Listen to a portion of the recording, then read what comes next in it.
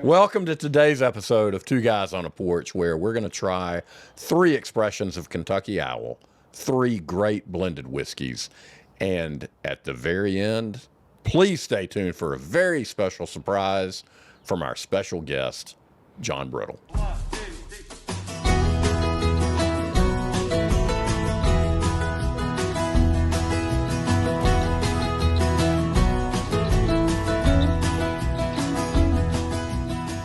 Welcome to Two Guys on a Porch. I'm Jason. This is Bradford. As always, we have my hunting dog, Kimber, with us today as we sit on a friend's porch. Why do we do this podcast? Because life is complicated.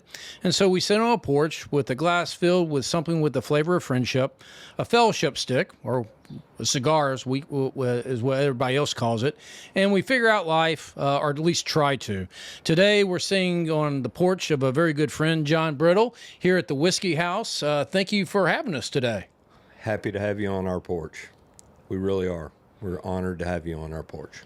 Yeah, and real quick, to talk a little bit about our topic today and the whiskeys. So we are going to talk about how to be charitable, what we're called to do, and then how to serve that out. I think, JB, you've really hit on a very unique way to do that, and we want to hear more about that.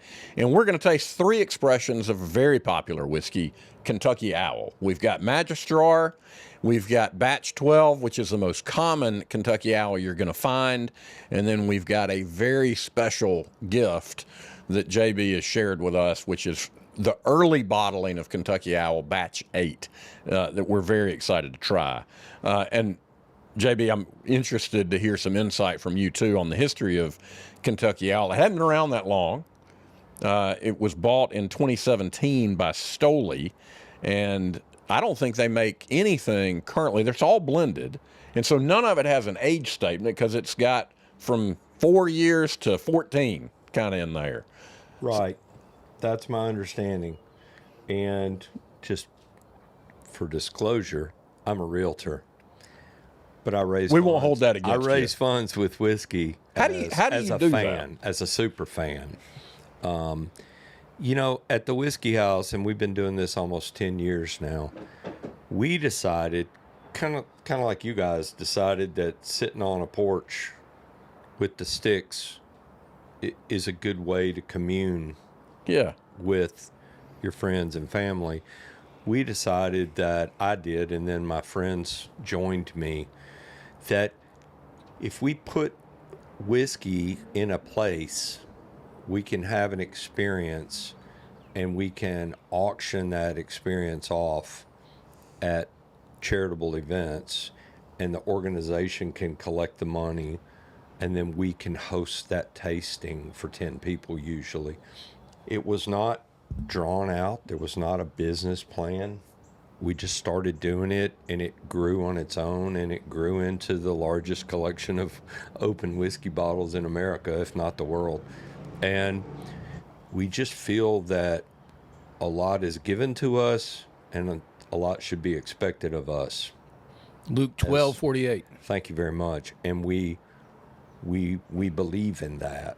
And so we put all this whiskey together in one building about 10 years ago.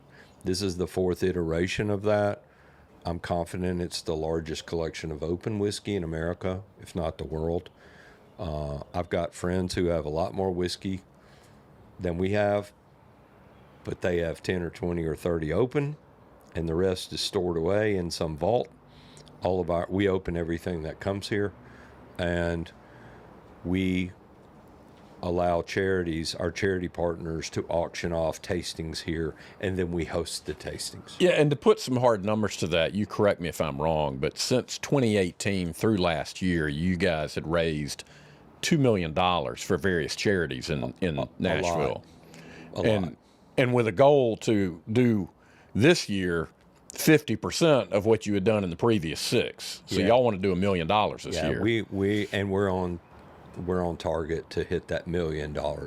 And my guys, I have 2 employees and a bunch of volunteers, trustees here at the Whiskey House. We're a 501c3. Yeah. But we're really a fundraising organization. We're a weapon in the arsenal of all these charity partners that we have. In 2022, we raised over $400,000 after raising $100,000 a year during our infancy. We really blew it out in 2022. 2023, we raised over $600,000. And so when we raised that $1 million in those 2 years, we really knew we were onto something. And we had 50 to 60 different charity partners in those 2 years. This year, we will raise funds with over 100 different nonprofits. Wow. And we raised almost $400,000 in the first 4 months of this year. So Wow. we're on target to beat our $1 million goal. Well, and Jason and I have talked about this, and I'm going to get you to share a little bit about Jason, but our first exposure was through one of those charity auctions, and we got to come here, and we've told the story about the old Fitzgerald from 1965, the 8-year-old bottled and bond that we tasted, the Coy Hill that we didn't know existed from Jack Daniels until we saw it on a shelf here. So talk a little bit about how you guys, because I think you're practiced. Yeah, so for people who don't know, it's one of those, what's the saying, if you know, you know. You don't know how to get there unless you've been there type thing. Right. This is the best kept secret in Nashville. You don't know where it's located. You're not going to find the sign out front. We were blindfolded when we got here. Exactly. Yeah. And so the secrecy surrounding it lends to its reputation. You walk in, it's all these amazing bottles that you'll never see anywhere else. I first heard about it through a friend in JDRF, one of your trustees, and then at auction back in the JDRF auction back in 2024, where this podcast was actually born during that auction. Right. Bradford and I said, "Hey, let's start a podcast," but also during that auction. Myself and my partners, we bought a tasting here, and then that tasting, Bradford came along with that, and that's when we tasted the very, very old Fitzgerald. And so our education through in our growing really centered a lot around Whiskey House. I think it's an amazing concept. I wouldn't be surprised if you don't spur other people to do this around the country. This is it's a brilliant idea. It's brilliant. Well, thank you. It was, God blessed me with this idea. Well, that was going to be I didn't sit down and write this down. There was no business plan. There was nothing. Well, I was going to ask the impetus behind it. Like, are you a man of faith and feel like, I was called to do this? I can't. You can't convince me that you guys buying a tasting, you and your group, your partners, at a charity event, and y'all ending up here on our porch is anything other than God given. Yeah. And I feel strongly about that. I didn't start this because of some religious thing or because of some charity thing. I started it because I enjoyed spending time with my friends, and we all had different charities that we supported. And I decided, okay, one, I need y'all's help. I was doing it by myself. It was actually I was a wine collector. In case some of y'all don't know, out there in the world, whiskey people are a lot more fun than wine people. And I learned that about 10 years ago, and a lot more generous, as you guys and a lot of others have shown. And I also learned that I was having to donate bottles of wine that I was buying and then sell that bottle at an auction, live auction, silent auction, whatever. And that bottle of wine, you're done. You open it up, you're committed. That's right. You're finished. Yeah, you got one shot. You maybe the next day. Not in a literal good way. Enough, yeah. If you treat it well enough and you work really hard, you might get that next day. We can raise funds with a bottle of whiskey for years and years and years. Yeah. And we've shown that we can do that. and I'm confident. I'm 100% confident that by 2026 there will be other whiskey houses in America. We have groups in other cities who are going to.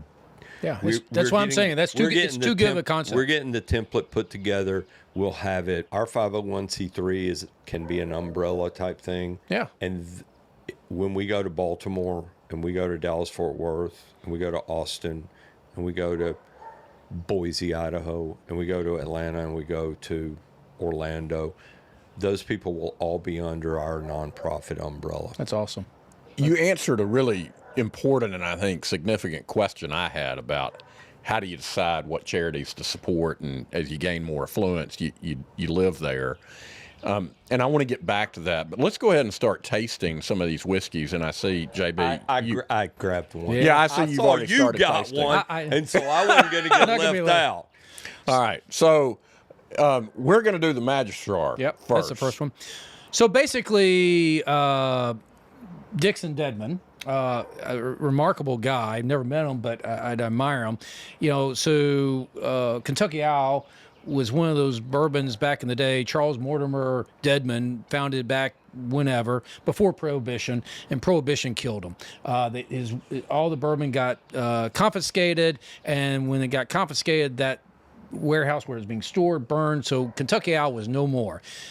Now, whenever is an age statement that they put on the bottles when they don't have it's an age. very specific jargon there. Yeah. So Dixon, Like I'm whenever years old. yeah, Right, that's exactly there you that's go. it. So Dixon, he runs the Beaumont Inn in Harrodsburg, Kentucky, and so I'd love to see what inspired him to bring back his family's bourbon, but he did that in 2014 or so, 15, and then later sold his share or sold to Stoli Group.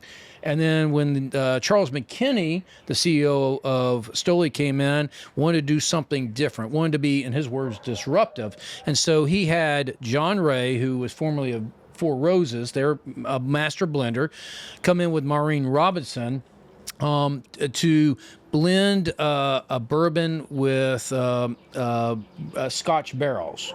And so this is trying to take a unique take on bourbon and trying to be doing something different. Like an homage to Scotch. if you Exactly will. right, yes. And so, you would think, and I would agree just from tasting it, it's got a real Scotch feel, but it's got the sweetness of bourbon. right, it doesn't have the peat in there. You're not drinking dirt, but it's got the real hard, strong taste of Scotch in there. I don't forgive me for not having the words, but this is not your typical bourbon, that's for sure. Yeah, it's to me, good Scotch is real smooth. Bourbon, which I prefer, and we've talked about that, it brings a sweetness to it, more complexity, and this does a really good job blending that. And by the way, the price point on this is about $75, so not real expensive, and I'm pretty impressed with this, frankly. Yeah, it's light. It has a very subtle nose, not much of a nose to it at all. On the palate, it's a little watery, a little light, but then the finish really hits you.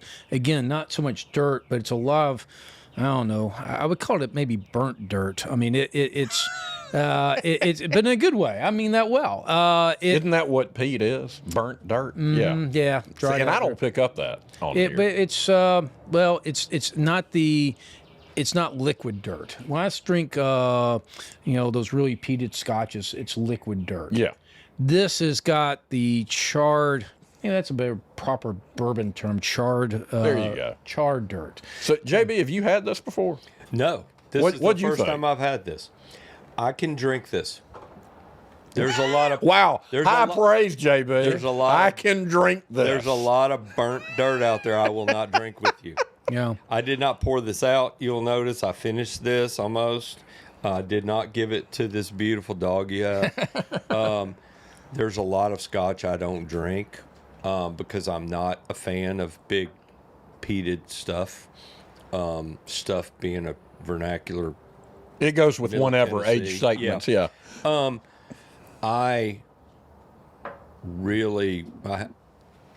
Dixon Dedman, I'm honored to say, I'm happy to say, is a personal friend of mine, along with Mark Carter and Sherry Carter, who started Kentucky Owl, and they're all those were their business partners with Dixon. yeah, unbelievable people who started Kentucky Owl and before they sold it.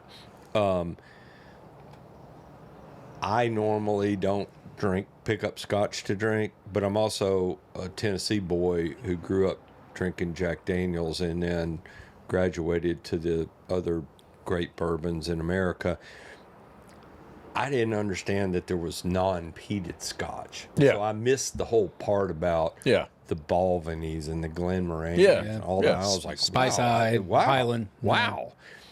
This is really good. And this is obviously a bourbon whiskey. Right. Made by somebody who's a Scotch superstar. Yes. But very drinkable for you whiskey drinker, you American whiskey drinkers and bourbon drinkers.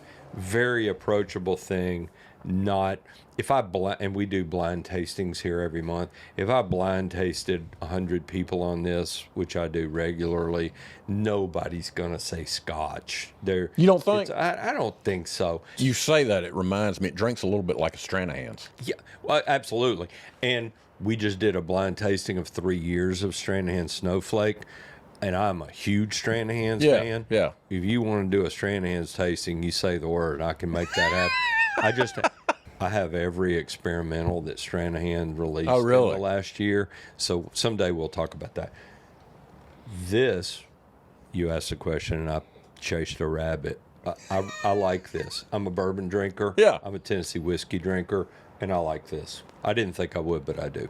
No, and I think you circled it around with whatever you said. Reminded me of, it tastes like they're kind of basic yellow label Stranahan's. Their basic offering. I'll go Very along with similar. that. But it's a good heavier in collection because it's a unique. It's not like they're going to have another rendition of this. This is a limited release. If you're a collector, good to have in the stable. Yeah, and it's an approachable price point. You're not breaking the bank, and you're not chasing this. You're going to find this, pretty easily in a store. So we're going to move on and taste the more standard offering that you're going to see from Kentucky Owl, which is their Batch 12.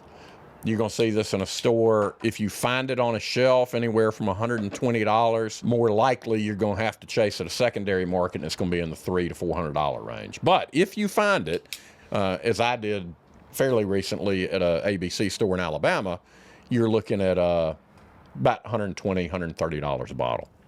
So, it's harder to. I would go out on a limb and say most people have not heard of Kentucky Owl because it's relatively new. And there for a while it was only sold in Kentucky, like King of Kentucky. There's and some others. It was only sold in Kentucky. When Stoli bought them out, that was the whole idea to get more of a distribution for it. So not many people have heard about it. This Batch 12 is the next one we have. It is, again, light on the nose, very approachable. The mid palate, the first taste, very light, a little watery, not so full mouth. It's a very straight, and then comes on at the finish. It's a strong finish at the end. A little bit of caramel, a little bit of pepper, but not overpowering. Its finish is very smooth. Not a lot of complexity, to use your word. Not a lot of complexity to it, but very enjoyable. My first introduction of this was by a mutual friend of all of ours, Chris Nishin. So I was at Jimmy Kelly's with my family, and Chris was there, which, if any of you know Chris Nishin, he's been a guest on our show. He is a legend of Nashville, shall we say. Absolutely. I mean, there's no way around it. I think it's infamous. And he lives at Jimmy Kelly's. I mean, you can pretty much go to dinner any night, and there's Chris. But he sent over a very generous pour of this Kentucky Owl. He didn't tell me what it was. He said to try it, and it was really good, really unique, and that's exactly what it is. And I think you hit the nail on the head. The finish is where it's at on this. And it's got a lot of flavor profile on the back end with that vanilla caramel. Yeah. So I think you're right. JB, you've tasted a lot of this. I have. I've tasted a lot of this, and when you are the manager, if you're the librarian and the manager of a collection the size of what we've put together, and you add 40 to 60 bottles a month, unique bottles, you find yourself drinking. I'm talking about me. Yeah. I find myself drinking the whiskey that I've had with the people who were involved in blending or distilling it or selling it. And because to me, this is a social thing. Yeah, It's about 100%. As you guys are showing, this is about who you're sitting with on your porch and communing with. For us, it's charity first, and then community, and then whiskey.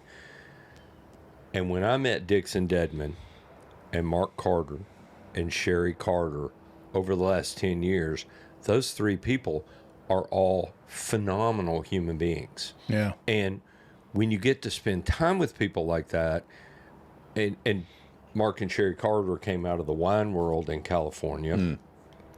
Dixon obviously is an icon prodigy of the whiskey world in Kentucky. Yeah. And when people like that, who are very serious about what they do and wanting what they have their name on to be special, then that's what you drink. And so we started buying Kentucky Owl for the whiskey house and for me, for my home, when I met these guys and gal the first time. And holy smokes, it's in my experience, and I'm not going to be in the Guinness Book or anything, but I probably try more whiskey every month than anybody. Yeah. I think And that goes without argument. I hadn't bragged about that. I've never said it publicly before. But I'm now keeping a ledger of everybody I drink with every month. And I'm not sure that there's anybody who pours more whiskey and drinks more different whiskey with different people every month than me and my trustees here at the Whiskey House. But when Dixon and Mark and Sherry put together whiskey and start blending it, that's an art form. No doubt. And for you whiskey novices out there, or you people who are collectors or drinkers, you should make sure that you follow these people who are dedicated to putting something special in a glass for us to get to commune with. Yeah. To me, that's really important. These guys, as y'all said, they don't own this anymore, right? That's right. Big corporation, Stoli does. big money, owns it. Dixon has his own brand. Yeah, 2XO. 2XO. Yeah, 2 times Mark oak. and Sherry started Old Carter. Some fabulous with Dixon stuff, fabulous. Their stuff's fabulous. I was with Dixon last week. Mark Carter has been here multiple times, tasting his whiskey with us, and that's one of the things we do. Is I want to drink not only with guys like y'all, I want to drink with the person who distilled it and the person who blended it and the people who were on the team to figure out how to sell it so they could tell me what I was drinking, and then I could decide, do I agree with them or do I disagree? Did they mess it up? Is it horrible? And I don't drink that much horrible whiskey every year because we screen it pretty well before it gets to me. But Kentucky Owl, fabulous stuff. Yeah. Hey, can I circle back to a point you raised earlier? And that is, you talked about the charity component, that the people that were involved in the founding of this, you among them, had a lot of different charities you were interested in. And this was a way to support a number of different charities and meet all of those interests. And Jason, I'm guessing, as you've gained more affluence over the years, you have a lot of opportunity to give money to a lot of things. And how do you narrow down to, yeah, this really hits where my heart or passion or calling is, and this doesn't. What do you say no to? Or do you, and you just write them a smaller check or give less time to them? How do you decide? Well, I think it first comes back to whether it's money or talents. You got to realize, you got to put in perspective, this is God-given. This is not mine, right? I'm the banker with a bunch of depositors in my bank, but it's really not my money. Same thing can be said of talent. We're in Nashville. There's plenty of talented country music singers here. That's their God-given talent, and it's important to recognize where that source comes from. And so when you start with that, then you do as much as you can. JB already said, to whom much is given, much is expected. But it's also more blessed to give than receive, and that's so true. You get more out of it, and it enlightens your life, it betters your life. I would give as much as I possibly could. You're just limited. I don't necessarily have a formula of where I cut off or this or that. I do everything I can. I think of it more, though. I don't like the word giving. I like the word investing. You take money out. Say a lot of people out their paycheck, the first, whatever percentage of their paycheck. Dave Ramsey would say 15% of your gross invest. I would say right there, the kind of idea with giving was, the tithe 10%, but I would say that's right there with investing. It's not, you give to help somebody, but at the end, it's better for you. You're giving because it keeps everything else in perspective. This is not mine. This is what's been given to me, and there's a responsibility I have to do something good with that. So we're stewarding what we've been entrusted with, and so we don't own any of it. Right, and I'm more making sure it's more efficient, that if I give to the whiskey house, it's being used well. It's not wasted. So it's an investment. That charity, you're investing in that charity. You're investing in that cause or that person or whatever. Yeah, I think, too, that goes in line with what we're smoking today. So we've got Padron Series 1926, fabulous cigars we've had before. Grateful to be able to share this with JB as well. And we procured these, as we have most of our cigars, from Mission Cigar and Social down in Spring Hill and Franklin.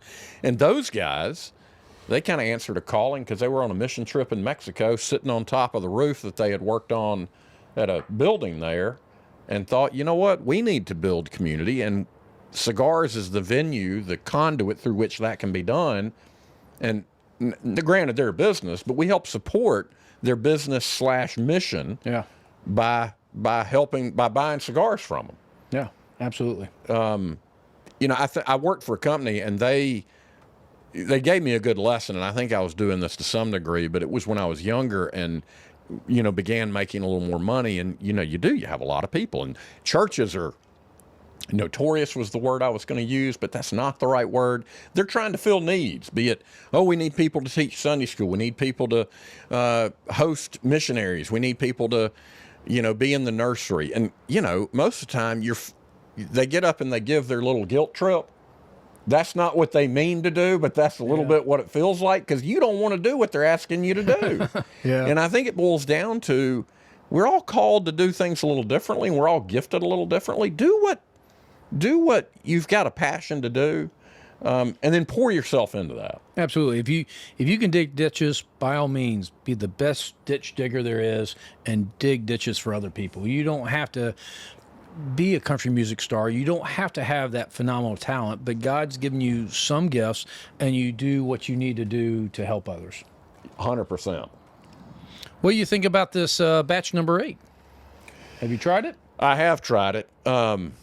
I'm curious as to JB's take on it first. Since he was generous enough to share it with us, I want to hear your thoughts on the flavor profile of this. Hand me that lighter.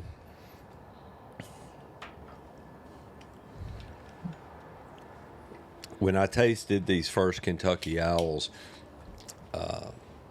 6-7 years ago, did you try to educate me on when this started? When did they start this? Oh gosh, 2014. Yeah, 2014. Okay. Yeah, that makes sense.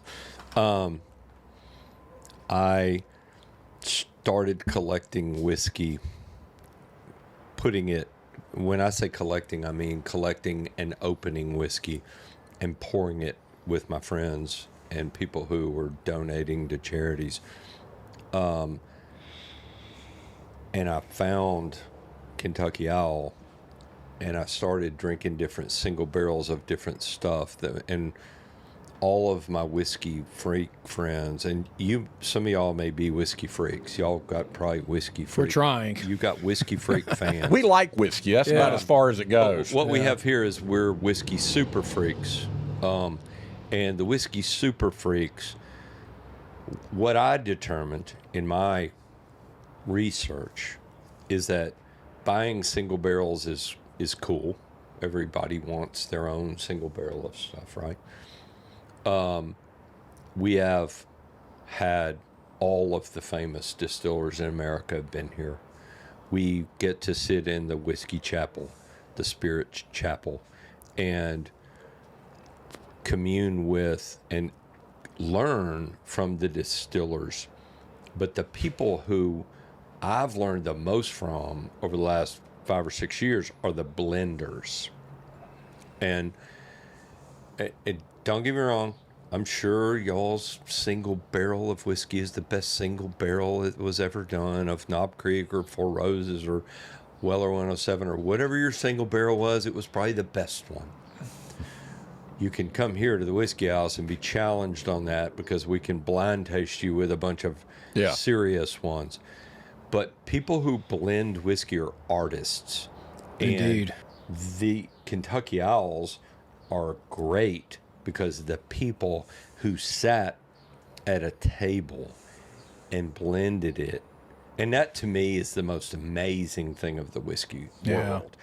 Dixon Dedman, Mark and Sherry Carter, they're as good as anybody I've ever met. When I say met, I mean I tasted their product.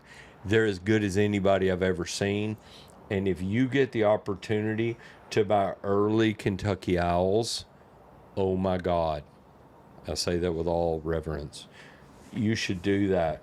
These batch 12s that Dixon was doing after, and I don't know all the details of it, but after Mark and Sherry and Dixon sold To Stoli, to Stoli, I think Dixon kept blending for Stoli. Yeah, he left it. He left in 21, and so now he's completely out of it. Right. But I would submit to you, whiskey people, that when you find somebody who's really good at what they do, if they sell and move and change distilleries, Marianne Eves is a fabulous blender. Alex Castle is a distiller who's a mind-boggling She was at talent. Old Dominic, right? She was at Old Dominic and before that, Wild Turkey. Right. And, Well, I think you hit a really good point because, we tasted the batch 12. That's what you've been able to buy on a shelf the last couple of years. That's what we just had, and it's good, right? It is. But I think what we just tried with this batch 8, Totally from different. the early days, it's very different in Totally a good different. way. And that's what JB's saying is Yeah. that you have this artist called the blender and blender distiller, and you come up with this picture. This is a totally different bourbon. This batch 8 is totally different from batch 12. We didn't plan this, but what's happened is the Magistrar was more blunt in your face. It's almost like a New Yorker in your face. There it is. No offense to our New York listeners. Yeah, New York, that's good. It's just who they are. God bless their hearts. The batch 12 was still bold, but it wasn't quite in your face. Batch 8 is great. It still has essentially a very soft nose, almost a non-existent nose. Mid palate, it's smooth. It comes on again. It comes on slow, finishes stronger, but it's more of the caramel, butter, oak finish of a bourbon. It's very smooth. This is Southern gentility right here. Oh, that's a great. Ooh, look at you. I came up with Somebody that. ought to write that down. I like Yeah, that. well, good thing- Southern Writing that down. gentility. We're recording it. Yeah. So so said something cool. yeah, it happens. Blind pig finds an acorn every now and then, right? So this is of the three we're Oh, tasting yes, that's today. my This is daddy. by far the best. That's my daddy. He said that. Yeah. She's a glutton for petting. Non-discriminate petting is what Wild Rose calls that. I know this episode may be about Kentucky Owl. Yeah. And you can cut this part out if you want to edit it, but I still believe that the greatest whiskeys in America are about the people who are making them. Well, see, I'm interested in Jeff Arnett because he was at Jack Daniels for a while, Oh, and he for a was long time. behind The Jack. company distilling stuff. He's doing special stuff. Yeah, and so he did the Jack Daniels Gold, which I like. That they had to quit making because it leaks out of the barrels, but I really like it. That's milk toast for you, Jason. I dogged that, and I was disappointed in that, and he's never let me live it down. And never will. I hate to interrupt you on your own show. No. Jeff Arnett has been here multiple times. He won't get mad at me for saying this because it's true. He was a champion of trying to get Jack Daniels when he was there to do these single barrel proof things. He could not push that monster, that huge gorilla in the room, Jack Daniels, Brown-Forman.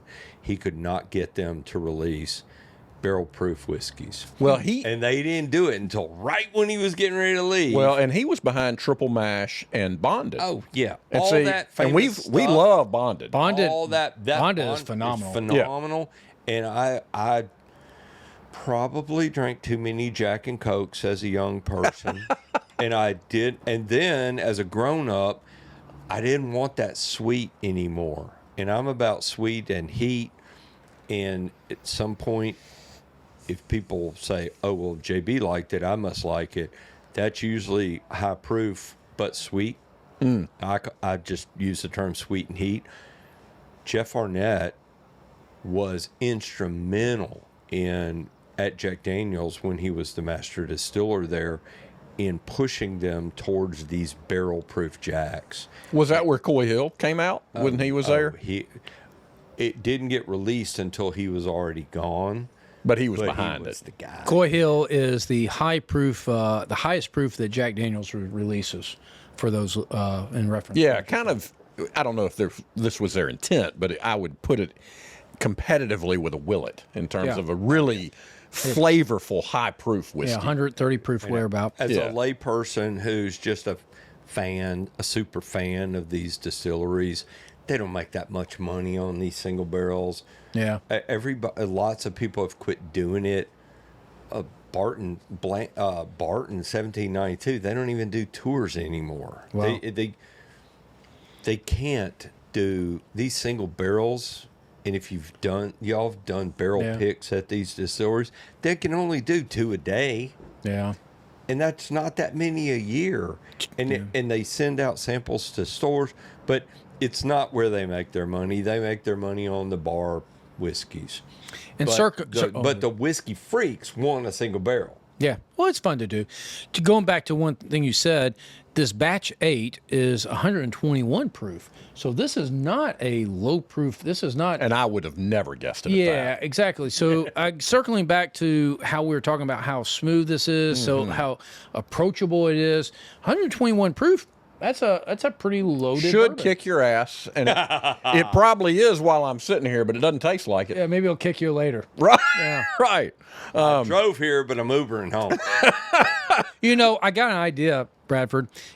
Stoli just recently declared bankruptcy, right? Or Chapter 11 I protection. did not realize Yeah, that. Stoli. So whiskey or spirits in general are on the decline. Yep. Stoli, they got hit by some sort of hacker internet thing. Oh, so you're going to buy Kentucky Owl? There we go. So that's where we're going. And then whiskey going down, and then Stoli got in this You argument. heard it with here Russia. first. Russia. We want you, Kentucky Owl. What we need to do? No, it's crowdsourcing. I got this idea. With like the Green Packer Stadium, right? It's That's right. owned by the right. fans. We, as a group of listeners to our podcast, comment if you want to in on the initial stock offering of the purchase of Kentucky Owl by Beautiful. two guys on a porch. Like, subscribe, comment, let us know that you're in on it. We would love you to have on our corporate thing. I love pouring people who love great whiskey something special. I love surprises Into a glass. when people don't expect it. Just dump it in your ashtray. And we're going to put this in one of our glasses. I opened this last week. This is Mount Vernon Rye. It was distilled in 1935. Oh, and my bottled gosh. in 1941. That would make it officially the oldest bourbon we've tasted. And Is it bourbon or And whiskey? it's Or excuse me, rye. rye. Excuse me, it's not bourbon. You're rye. right. It's whiskey. And- And whiskey. so I want to pour Oh, my these Lord. Wow. guys That's something generous of you. special here. And I hope you can cut this into the thing. Well, and while Because I'm the king of the ad lib. And this Mount Vernon straight rye whiskey, and these guys don't have pictures of this cut in. They're professionals, but they don't have it. I think Kimber wants some too. But let me tell you, this is one of the oldest bottles of whiskey we have at the whiskey house.